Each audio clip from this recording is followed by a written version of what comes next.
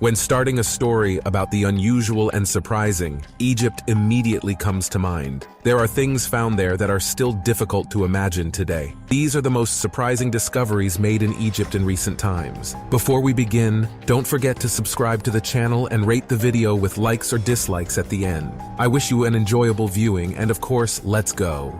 Not only chests or artifacts can be of great value to humanity. For example, archaeologists have also found a very unusual ancient tunnel, which is believed to lead to the yet-to-be-discovered tomb of the famous Queen Cleopatra. It was over 1,300 meters long. According to scientists, the design of the tunnel is similar to the Greek tunnel of Jubilinus. Imagine how terrifying and exciting it is to descend into a newly discovered tunnel. And now let's take a look at what researchers from Spain have discovered. They managed to reveal the oldest tomb in Egypt, oriented towards the winter solstice. It is located in the necropolis of Kubet el Hawa, and its entrance was precisely oriented towards the rising sun.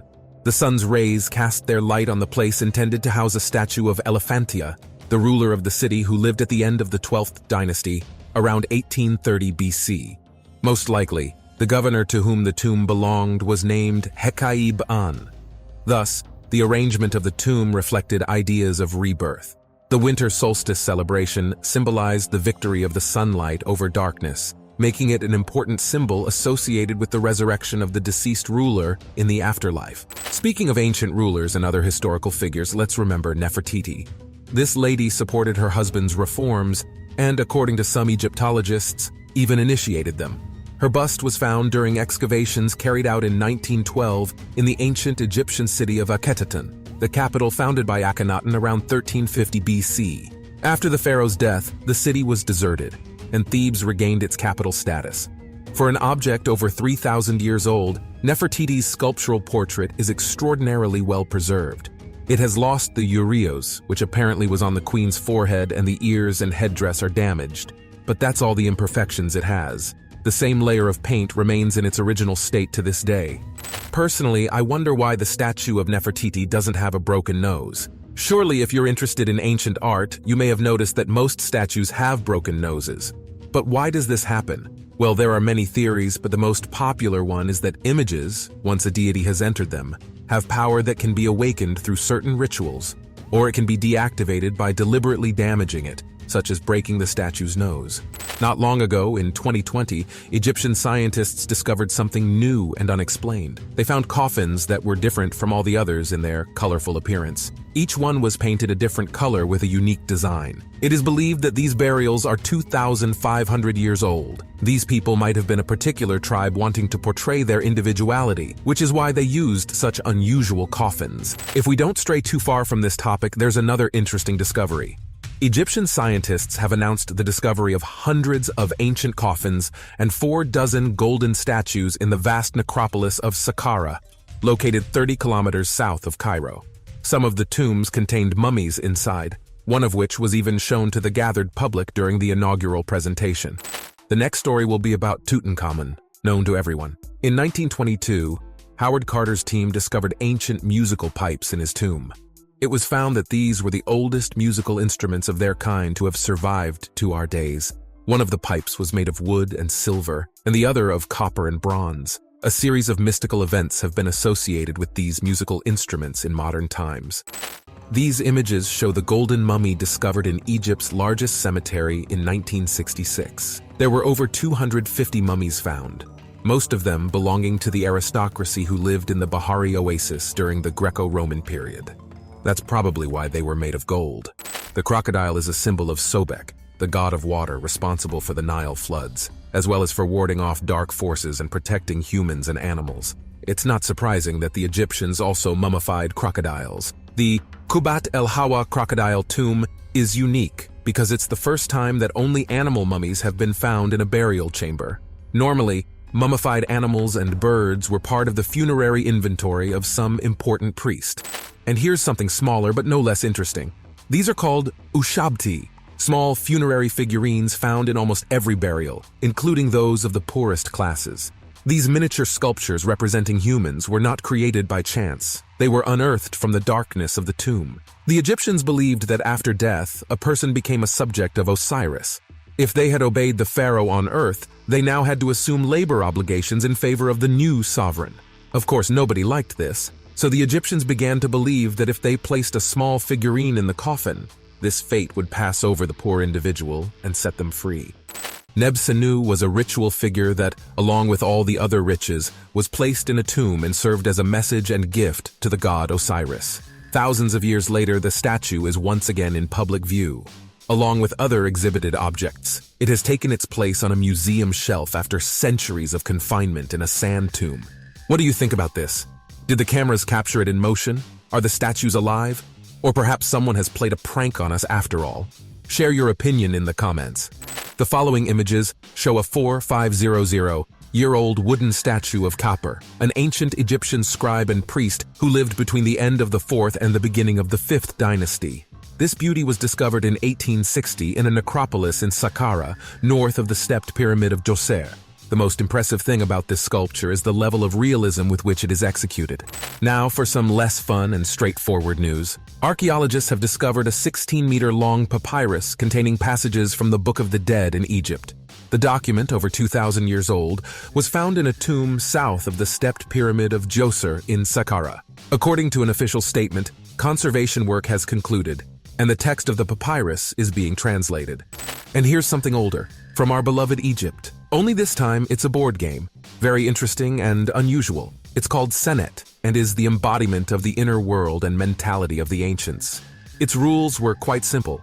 The field for playing Senet is an elongated board with 30 squares. Each player has pieces of different shapes, usually cones and cylinders. Basically, everything is similar to backgammon. You throw dice that show the number of moves, and you move your pieces, trying to reach the end before your opponent. Except that instead of dice, flattened sticks were used, whose different faces had different point values. The main nuance was that the hardest part of Senet, like the journey of the soul to the afterlife, was the final steps.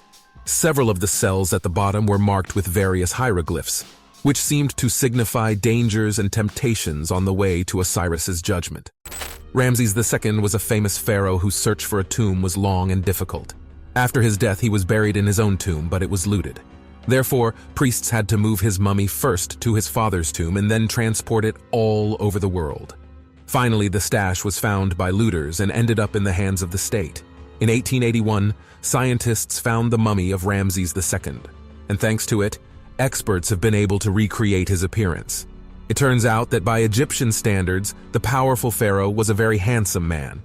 But Egypt is not only willing to surprise its guests with excavations. For example, it will pleasantly surprise you with its desert, but not the usual one, but the White Desert. The White Desert is a small area in the eastern Sahara, known for its numerous limestone formations and simply fantastic landscapes. In particular, the Black Desert is also nearby.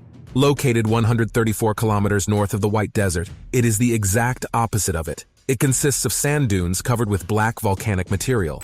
Now I'll show you a mummy found in an Egyptian oasis, but it's different from the others.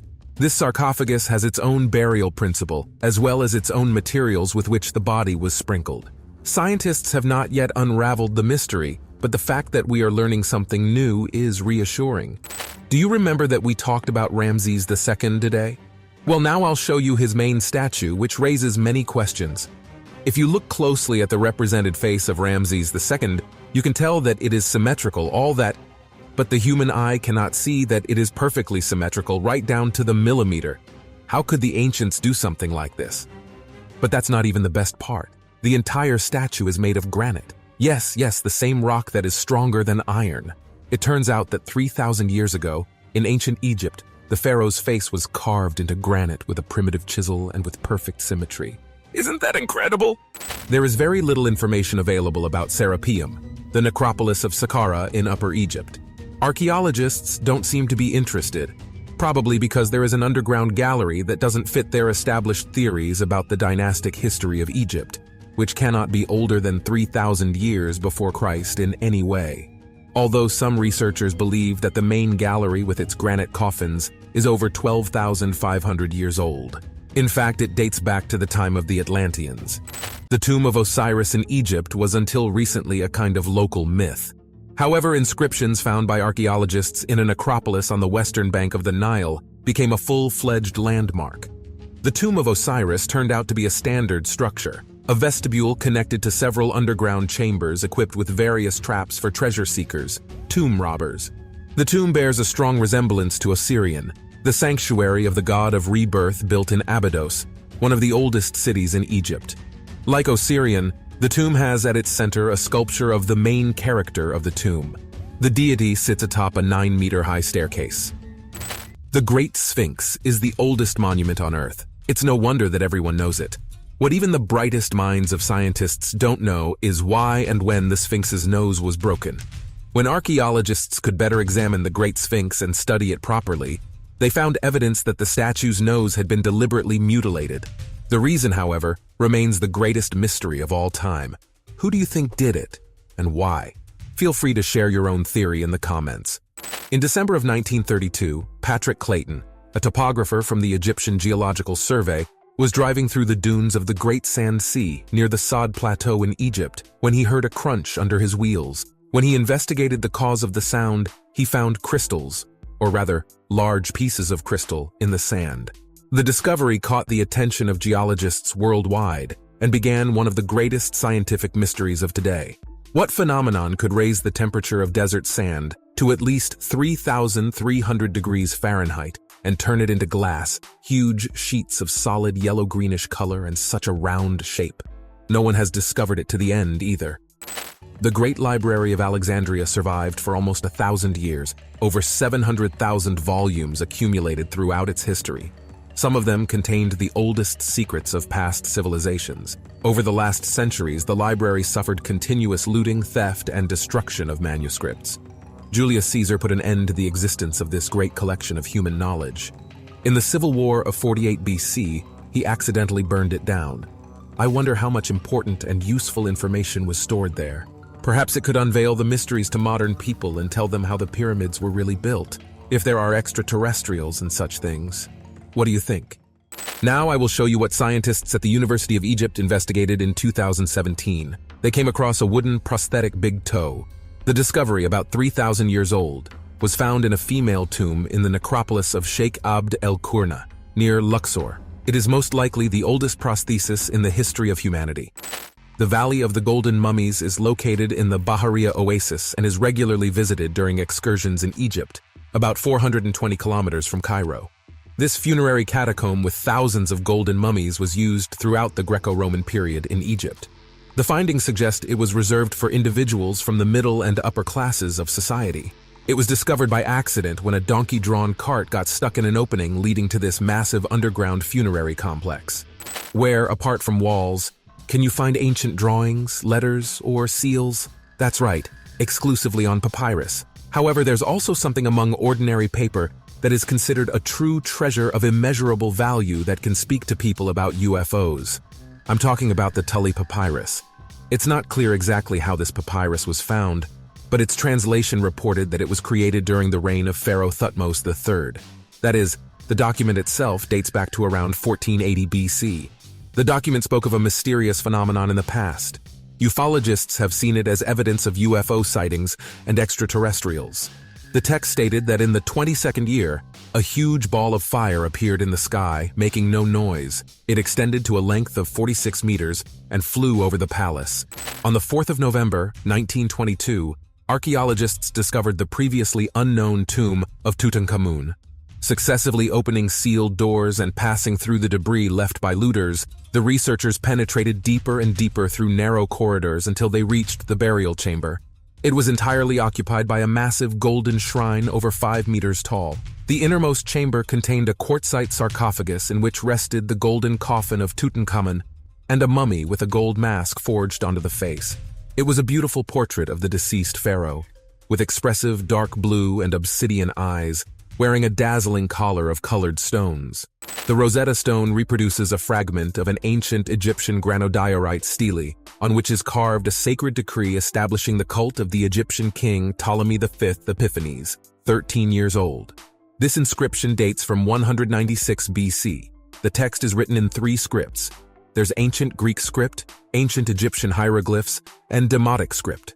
It was found in the coastal town of Rosetta during Napoleon Bonaparte's Egyptian campaign in 1799. And now I will tell you about a secret room that was found in the Great Pyramid of Giza a couple of years ago. Researchers were able to access the secret chamber after the sandy floor gave way during a visit to the pyramid. The 30-meter-long and 2-meter-high chamber was discovered using high-tech equipment. The researchers used highly sensitive radar to scan the pyramid for voids. The secret room contained several containers with scrolls. They didn't open the containers to avoid accidentally damaging the scrolls. This is the ancient papyrus found in Wadi al-Yarf. According to scholars, it was created during the reign of the second pharaoh of the 4th dynasty of the Old Kingdom of Egypt, Khufu, also known as Cheops. The papyrus describes the structure of the state, the daily life of pyramid builders, and how construction materials were transported from the port to Giza. Before you stands a monumental figure 2 meters in height, seated on a throne, proudly upright, with a straight back and crossed hands on the lap. It is called the statue of the goddess Sekhmet. Despite damage to her face, the goddess makes a strong impression and appears to possess supernatural power. Not in vain, the museum staff tells incredible stories about the statue of Sekhmet. Occasionally, on a full moon, a red puddle appears on the goddess's granite lap, and by morning it dries, leaving only a barely perceptible trace. Scientifically, it is difficult to explain this phenomenon, but mystically, for over a century, archaeologists have been unearthing thousands of papyri from the sands of the ruins of the ancient Egyptian city of Oxyrhynchus. They are literally written on everything, from religious and dramatic writings to commercial documents, both legal and not so legal. A significant portion of the texts are Paleo-Christian manuscripts, gospels, hymns, prayers. Additionally, there are quite a few copies of ancient literary works. Some of them have not been preserved anywhere else. A tomb discovered in 1825 by the British Egyptologist James Burton was rediscovered. Archaeologists have given it the designation KV5. It is currently the largest known tomb in the Valley of the Kings. It seems that the pyramids are something unknown and mysterious in themselves. At least to this day, no one can explain exactly how they were built. However, scientists have decided to raise even more questions about the pyramids. According to them, the Pyramid of Khufu is a genuine energy concentrator. It is capable of dispersing, absorbing, and reflecting radio waves with a range of 200 to 600 meters. I don't know about you, but I'm becoming increasingly convinced that the Egyptians knew much more than we think. For example, not long ago, scientists demonstrated that Tutankhamun's dagger was made of meteorite iron. And this is not the only example. Meteorite metal was used to create ceremonial tools and ornamental elements. The craftsmen were very skilled, and the metal was discovered long before the Iron Age arrived in Europe. Moreover, extraordinary stones were used, whose origin is unknown. In 2018, in the city of Alexandria, Egypt, a massive black granite sarcophagus was discovered during archaeological excavations at a depth of 5 meters. It had a rather unusual shape. The sarcophagus was very heavy, and its lid was carefully fitted and seated on some kind of mortar. As soon as the information reached the internet, ominous rumors swirled around the sarcophagus, and various versions circulated about what might be inside. Residents seriously feared plague, viruses, and even ancestral curses. Once opened, the air around it filled with something horrible and repugnant. There was no way to work, and the sarcophagus was left open for an hour to let the smell disperse a bit. It was almost half filled with a reddish-brown sludge. Gradually, the liquid was removed, and the bones at the bottom were reached. So far, no scientist has been able to determine what fluid it was, how it got there, or what it could have been used for. So friends, these were the most amazing discoveries made in Egypt in recent times. If you liked the announcement and want to see something similar, comment, like, subscribe to the Top Facts channel, and watch one of the previous announcements that have just appeared on your screen.